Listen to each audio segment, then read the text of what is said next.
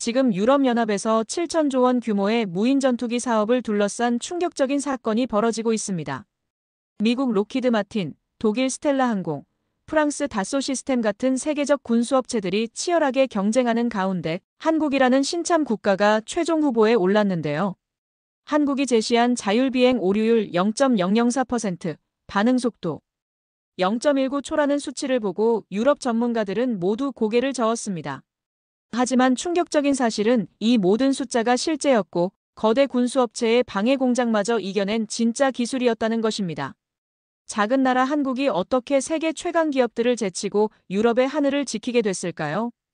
정직한 기술이 만들어낸 기적 같은 이야기가 지금 시작됩니다. 이 이야기 시작하기 전에 좋아요와 구독 버튼 가볍게 한번 눌러주시면 영상 제작에 큰 힘이 됩니다. 안녕하세요. 저는 에단 로웰입니다.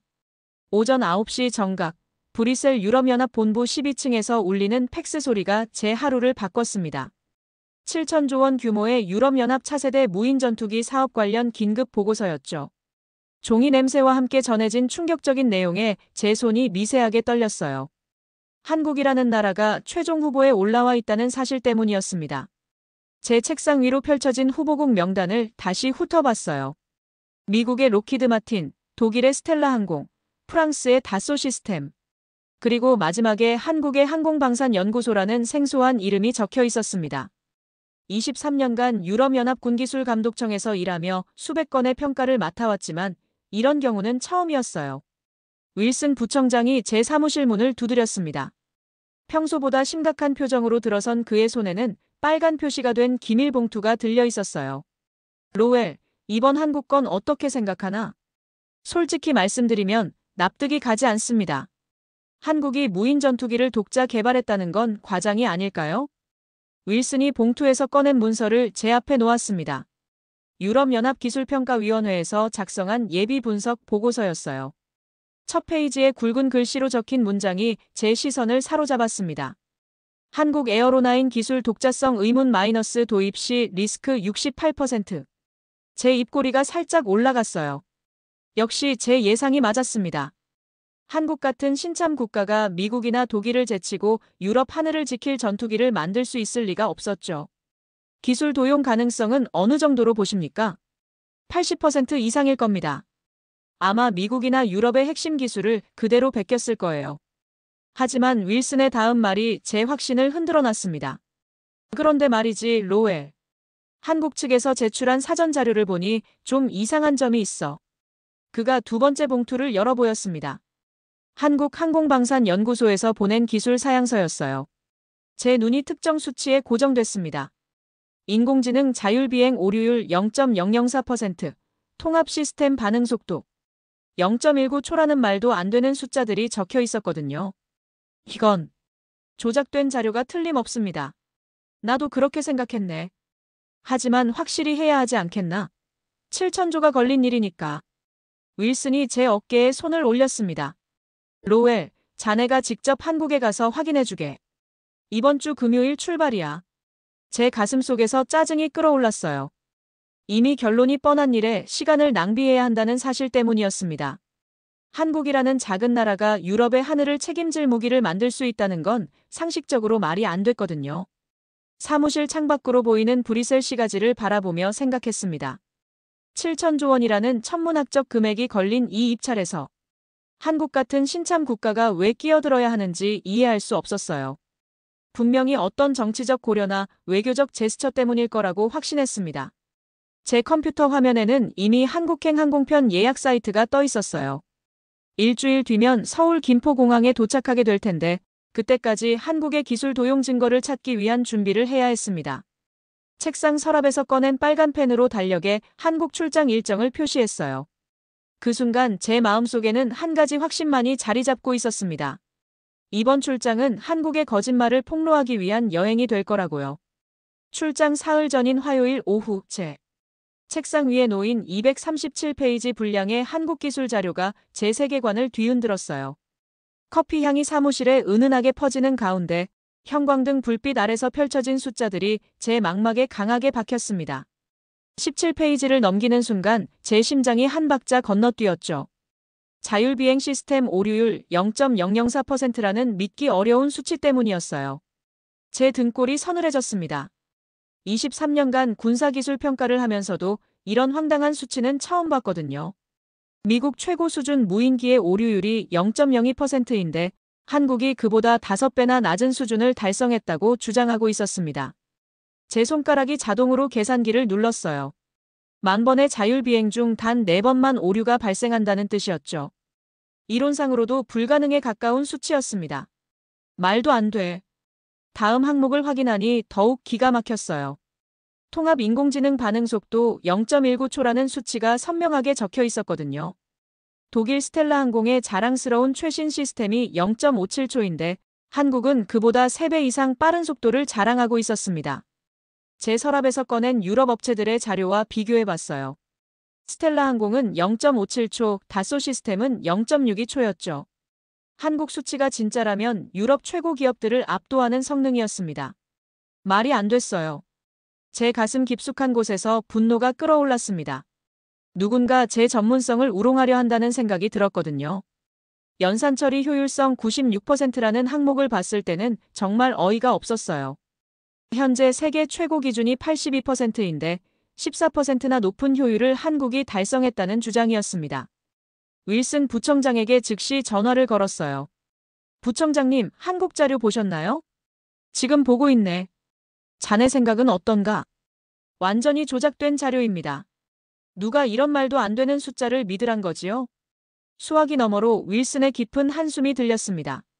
제 컴퓨터 화면에는 한국항공방산연구소 홈페이지가 떠 있었어요. 규모도 작고 인력도 제한적인 곳에서 이런 기적 같은 기술을 개발했다는 게 믿어지지 않았습니다. 분명히 어디선가 핵심 기술을 훔쳐왔거나 완전히 허위 자료를 만들어낸 거라고 확신했죠. 제 마음속에는 한 가지 의문만이 맴돌았어요. 대체 어떤 방식으로 이런 터무니없는 거짓말을 꾸며냈을까 하는 궁금증이었습니다. 금요일 한국행 비행기에 오르면 모든 진실이 드러날 거라고 믿었거든요. 가방 속에는 이미 정밀 측정 장비들이 차곡차곡 정리되어 있었습니다. 한국의 기술 사기극을 낱낱이 밝혀낼 준비는 완벽했어요. 어제 김포공항에 도착했을 때 제 이름이 적힌 팻말을 든 윤서진 엔지니어와 처음 만났어요. 호텔까지 가는 차 안에서 나눈 그녀의 자신감 넘치는 말들이 계속 머릿속에 맴돌았습니다. 그리고 화요일 오전 9시 경기도 성남에 위치한 항공방산연구소 정문 앞에 서니 제 가슴이 요동쳤어요. 어제 저녁 호텔 로비에서 그녀가 보여준 간단한 기술. 개요와 내일 직접 확인하시면 됩니다. 라는 자신감 넘치는 말투가 아직도 기억났어요. 회색 콘크리트 건물과 하얀 페인트로 칠해진 담벼락이 한눈에 들어왔습니다. 가을바람이 제 뺨을 스치며 실려온 기계유 냄새가 코끝을 자극했어요. 제 손에 든 검증 장비 가방의 무게가 15kg 정도였는데 그 무게보다 더 무거운 의심이 제 어깨를 짓누르고 있었죠. 정문을 통과하자마자 제 시선을 사로잡은 건 깔끔하게 정돈된 연구소 내부였습니다. 예상했던 허술한 모습과는 전혀 달랐어요. 복도 양쪽으로 늘어선 실험실들에서 들려오는 정교한 기계음이 제 귀에 또렷하게 들렸습니다. 어제 공항에서 만났던 윤 엔지니어가 제 옆에서 차분한 목소리로 말했어요. 검은색 정장 차림의 그녀 눈빛이 예상보다 훨씬 확신에 차 있었습니다. 로웰님, 어제 말씀드린 대로 오늘 저희 에어로나인의 진짜 모습을 보여드리겠습니다. 윤 엔지니어의 목소리에는 어떤 떨림도 없었어요. 오히려 자신감이 넘쳐 흘렸습니다. 제가 예상했던 긴장하거나 변명하는 모습은 전혀 찾아볼 수 없었죠. 첫 번째 시험동으로 향하는 길에 윤 엔지니어가 다시 말했습니다. 어제도 말씀드렸지만 저희가 제출한 자료에 의구심을 갖고 계신다는 걸 압니다. 당연한 반응이에요. 제 발걸음이 잠시 멈췄어요. 그녀가 제 속마음을 꿰뚫어보는 듯한 느낌이었거든요. 시험동 문이 열리는 순간 제 눈앞에 펼쳐진 광경이 예상과는 달랐습니다. 거대한 공간 안에서 수십 대의 로봇팔이 움직이며 무인기 부품들을 조립하고 있었어요. 하지만 제 마음속에는 여전히 의심이 가득했습니다. 이런 시설은 얼마든지 꾸밀 수 있는 거니까요. 자동화율이 94%입니다. 윤 엔지니어의 말에 제 눈썹이 살짝 치켜 올라갔어요. 그럴듯해 보이긴 하지만 실제 성능은 별개의 문제였습니다. 독일 공장들도 겉보기에는 화려하거든요. 조립 과정에서 한 부품에 뭔가 문제가 생긴 것 같았어요. 그런데 로봇팔이 즉시 그 부품을 교체하기 시작했습니다. 미리 프로그래밍된 데모일 가능성이 높다고 생각했죠. 우리 인공지능은 실시간으로 자체 점검과 수정을 합니다. 제 입꼬리가 살짝 비틀어졌어요. 그럴듯한 설명이지만 진짜 예상치 못한 상황에서도 그렇게 할 수 있을지는 의문이었습니다. 윤 엔지니어가 다른 구역으로 안내했어요. 그곳에서는 거대한 스크린에 가상 환경이 펼쳐져 있었습니다. 무인기 시뮬레이션이라고 하더군요. 하지만 이런 건 컴퓨터 그래픽으로 얼마든지 만들 수 있는 거였어요. 반응 속도 0.19초를 직접 확인해 보세요. 화면 속 무인기가 장애물을 만나자 빠르게 회피하는 모습을 봤습니다. 제 시계로 재어보니 실제로 빨랐어요. 하지만 이것도 미리 제작된 영상일 수도 있었습니다. 제 마음속에서는 여전히 의심이 지배적이었어요. 하지만 한 구석에서는 작은 의문이 고개를 들기 시작했습니다. 혹시나 하는 마음이었죠. 어떻게 이런 게 가능한 거죠? 제 질문에는 여전히 회의적인 톤이 섞여 있었어요. 우린 강국을 따라 만든 게 아니라 그들이 미뤄둔 과제를 해결했습니다. 윤 엔지니어의 대답이 자신감에 차 있었지만 제 마음속 의심은 쉽게 사라지지 않았습니다. 여전히 뭔가 숨겨진 게 있을 거라고 생각했어요. 연구소 방문 3일째인 목요일 오후 2시, 경남 사천 시험비행장에서 초속 42m의 강풍이 몰아쳤습니다. 측풍 경보음이 관제탑에서 끊임없이 울려 퍼졌어요. 풍속계 바늘이 유럽연합 안전기준 2배를 가리키며 붉은 경고등이 깜빡거렸습니다. 활주로 위 깃발들이 미친 듯이 펄럭이는 모습에 제 입안이 바짝 말랐어요. 이런 날씨에는 독일이나 프랑스 어떤 무인기도 절대 띄우지 않는 조건이었거든요. 윤 엔지니어가 제 옆에서 덤덤하게 말했어요. 오늘 시험 비행을 진행하겠습니다. 제 얼굴이 굳어졌습니다. 분명히 안전을 핑계로 시험을 취소하거나 연기할 거라고 예상했는데 완전히 예상과 달랐어요. 혹시 무모한 도박을 하는 건 아닐까 하는 생각이 들었습니다. 이 정도 강풍에서는 위험하지 않나요? 유럽 기준으로는 비행 금지입니다. 저희는 이런 환경을 위해 설계했습니다. 제 마음속에서는 여전히 의심이 지배적이었어요. 아마 몇 분 후에는 기상 악화로 시험 연기라는 변명을 들을 거라고 확신했습니다. 활주로 끝에서 에어로나인이 대기하고 있었어요. 강풍에도 기체가 전혀 흔들리지 않는 모습을 봤지만 지상에서 고정된 상태와 비행 중은 완전히 다른 문제였습니다. 실제로 하늘에 뜨면 바로 추락할 가능성이 높다고 생각했죠. 이륙 신호가 떨어졌어요. 에어로나인이 활주로를 달리기 시작했는데 제 예상과는 달리 좌우로 흔들리지 않았습니다. 오히려 일직선으로 안정되게 상승하고 있었어요. 하지만 이것도 미리 계산된 범위 내의 상황일 거라고 생각했습니다. 관제탑 모니터에서 비행 경로를 지켜봤어요. 그런데 갑자기 풍향이 급변하며 측풍이 기체를 강타했습니다. 제 가슴이 덜컥 내려앉았어요. 이제야 진짜 상황이 벌어진 거였습니다. 예상했던 추락은 일어나지 않았어요. 에어로나인이 돌풍을 감지하자마자 스스로 고도를 조정하며 안전한 구역으로 이동하기 시작했습니다. 조종실에서는 아무도 조작하지 않았는데 말이에요. 제 미간에 주름이 잡혔어요. 이건 미리 프로그래밍할 수 있는 상황이 아니었거든요. 실시간으로 변하는 바람의 패턴을 예측한다는 게 정말 가능한 일일까요? 반응 시간이 0.19초입니다. 윤 엔지니어의 설명에 제 눈썹이 치켜 올라갔어요. 인간 조종사라면 최소 3초는 걸릴 상황인데 정말 그 정도로 빠를 수 있을까요? 더 거센 돌풍이 기체를 덮쳤습니다. 이번에는 정말 위험해 보였어요. 그런데 또다시 에어로나인이 완벽하게 균형을 잡으며 안정된 비행을 이어갔습니다. 제 마음속 어딘가에서 작은 균열이 생기기 시작했어요. 착륙 과정이 더욱 놀라웠습니다. 강풍이 계속 불고 있는데도 기체가 활주로에 정확히 내려앉았어요. 1mm의 오차도 없이 말입니다. 제 머릿속이 복잡해졌어요. 지금까지 목격한 건 분명 조작이나 데모가 아니었습니다. 실제 예측 불가능한 상황에서 벌어진 일이었거든요. 기술은 힘이 아니라 약속입니다. 사람이 집에 돌아오게 하는 약속. 윤 엔지니어의 말이 제 귀에 들렸지만 아직도 완전히 받아들이기는 어려웠어요. 하지만 제 마음 한구석에서는 뭔가 흔들리기 시작했습니다. 금요일 새벽 5시 30분, 호텔 복도에서 들린 수상한 발소리가 제 잠을 깨웠습니다. 창밖으로 스며드는 희미한 새벽빛과 함께 복도 끝에서 들려오는 낯선 목소리가 제 귀에 들렸어요. 독일어였습니다. 심장이 빠르게 뛰기 시작했죠. 이 시간에 독일어를 쓰는 사람이 한국에 있다는 게 이상했거든요. 제 방 문틈으로 새어나오는 불빛을 차단하며 조심스럽게 귀를 기울였습니다. 오늘 오후 시험 전에 반드시 끝내야 한다. 복도 너머로 들리는 목소리가 점점 선명해졌어요. 스텔라 항공의 빅터 하프너 본부장이었습니다. 제가 어제 공항에서 우연히 봤던 그 사람이었죠. 대체 한국에서 무슨 일을 하고 있는 거였을까요? 슬리퍼를 신고 조용히 복도로 나갔습니다. 비상계단 근처에서 빅터가 한국인으로 보이는 남자와 대화하고 있었어요. 그 남자 손에는 작은 전자 부품 같은 게 들려 있었습니다. 제 가슴이 쿵 떨어졌어요. 뭔가 심상치 않은 일이 벌어지고 있다는 직감이 들었거든요. 에어로나인 시스템에 이걸 설치하면 비행 중 오작동이 일어날 거야. 빅터의 말에 제 숨이 막혔습니다. 이건 명백한 방해 공작이었어요.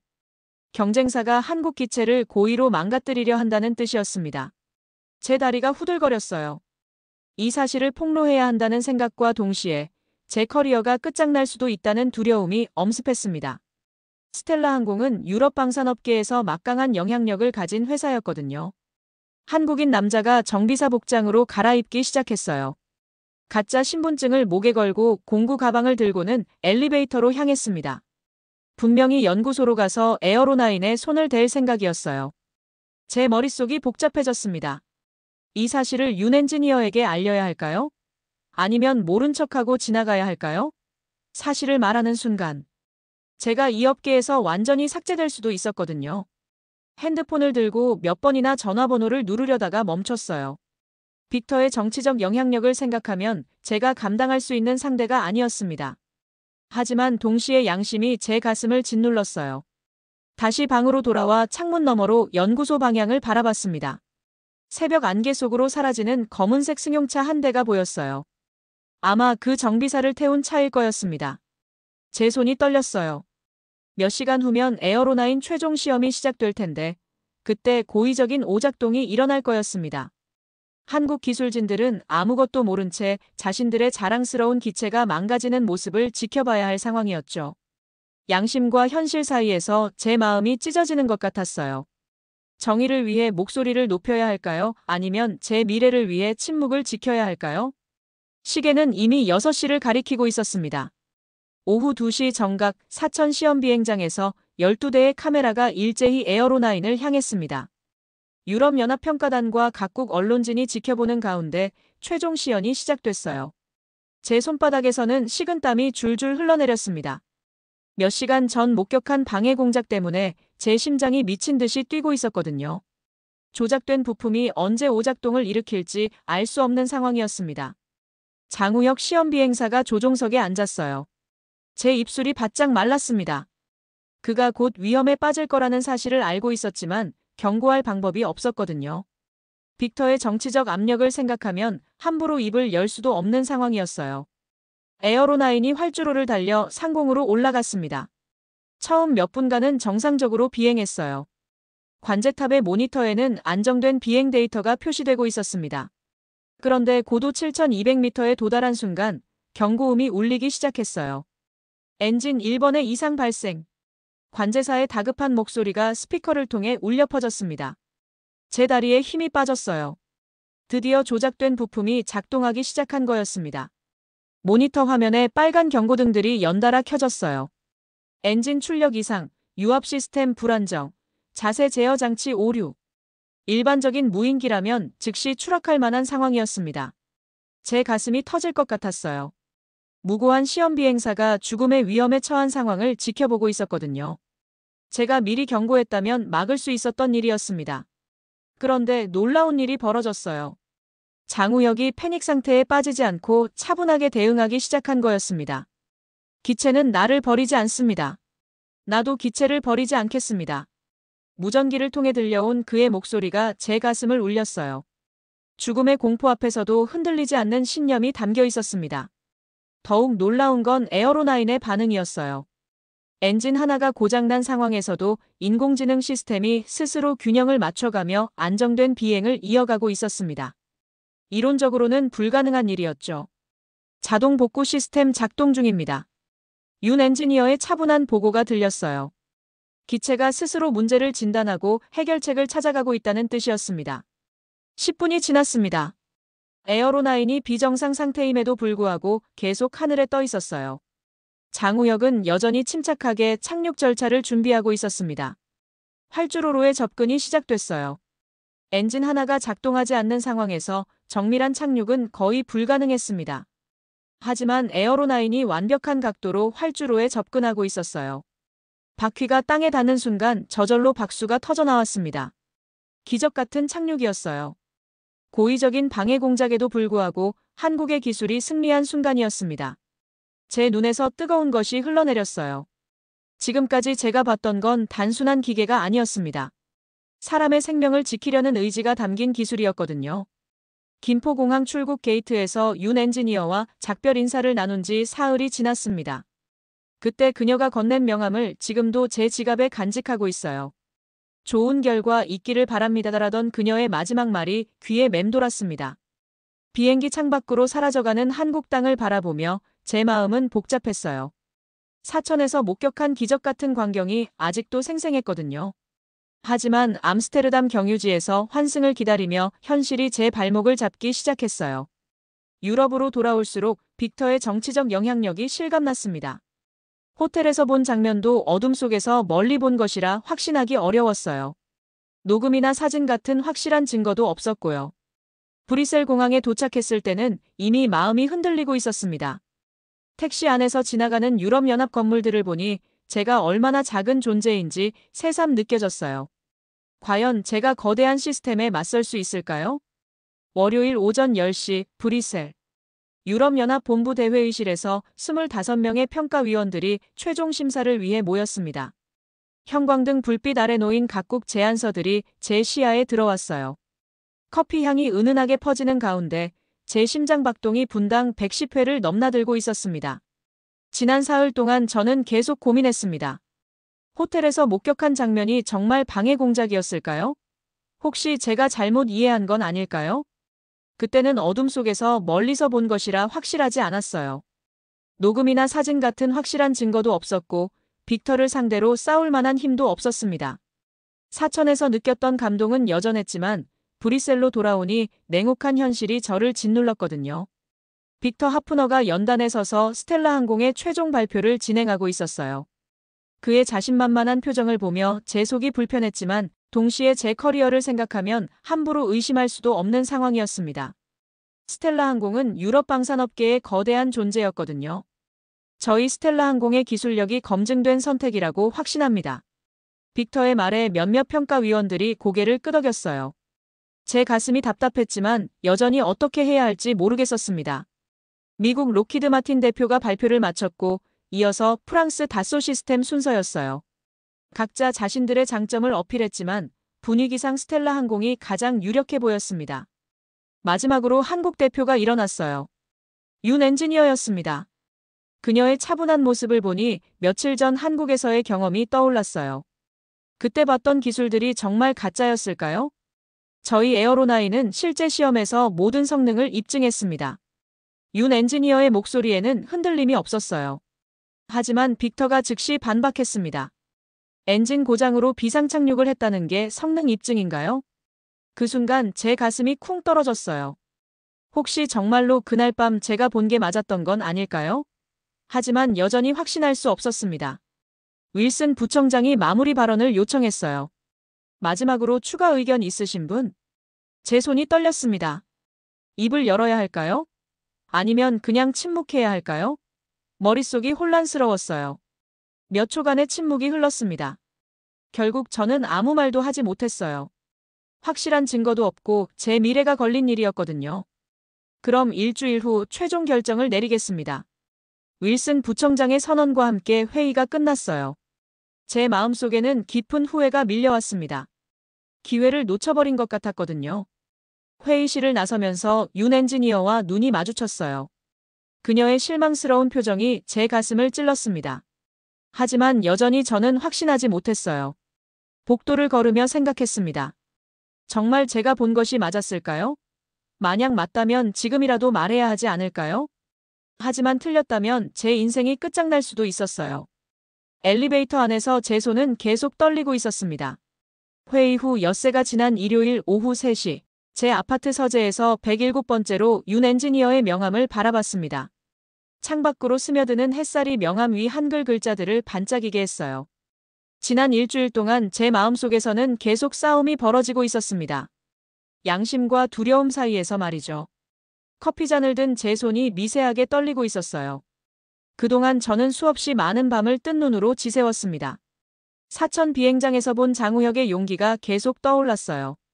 죽음의 위험 앞에서도 기체를 버리지 않겠다던 그 말이 제 귀에 맴돌았습니다. 월요일 아침, 동료 한스가 제게 다가왔어요. 로웰, 표정이 계속 안 좋아 보여. 뭔가 고민이라도 있나? 별거 아니야. 하지만 한스는 끈질기게 물어봤어요. 오랜 동료라서 제 변화를 눈치챈 모양이었습니다. 혹시 한국 출장과 관련된 건가? 뭔가 마음에 걸리는 일이 있었던 것 같은데. 제 입술이 떨렸어요. 한스는 믿을 만한 사람이었지만 그래도 쉽게 말할 수 없었습니다. 화요일 저녁 집에서 뉴스를 보다가 윤 엔지니어 인터뷰를 봤어요. 저희는 정직한 기술로 승부하고 싶었습니다. 화면 속 그녀의 진심 어린 목소리가 제 가슴을 찔렀습니다. 정직한 기술이라는 말이 계속 머릿속을 맴돌았어요.